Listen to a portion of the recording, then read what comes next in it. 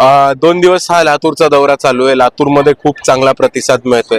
लोकांचा कल हा मोठ्या प्रमाणात वंचित बहुजन आघाडीकडे आलेला आहे आणि भाजपला कंटाळून थकून आज लोक वेगळा पर्याय शोधत आहेत आणि लोकांना वंचित बहुजन आघाडी हाच पर्याय दिसतोय भाजपला हरवण्यासाठी।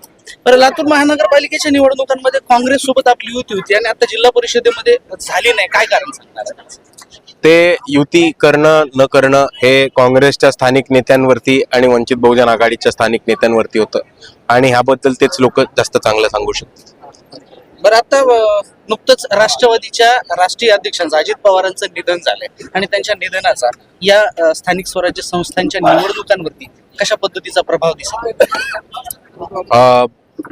मला कसा प्रभाव दिसेल हे सांगणं आता शक्य नाहीये, पण एक सगळ्यांसाठीच अवघड परिस्थिती ही निर्माण झाली आहे, कारण अजितदादा हे सर्वांचेच लाडके होते आणि त्याचबरोबर एक कामाचा माणूस म्हणून त्यांची नेहमीच ओळख या महाराष्ट्रामध्ये राहील आणि दुसऱ्या बाजूला एक दुखवट्याची परिस्थिती महाराष्ट्रभर आली, तर ह्याचा कसा परिणाम महाराष्ट्राच्या निवडणुकीवरती होईल हे बघण्यासारखंच आहे।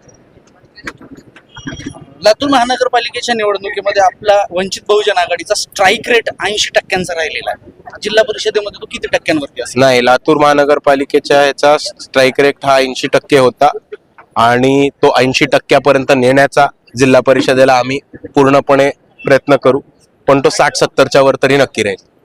दादा, वंचित बहुजन आघाडीच्या वतीनं आपण वंचित बहुजन आघाडीचे कार्यकर्त्यांना या जिल्हा परिषदेमध्ये काय संदेश देणार?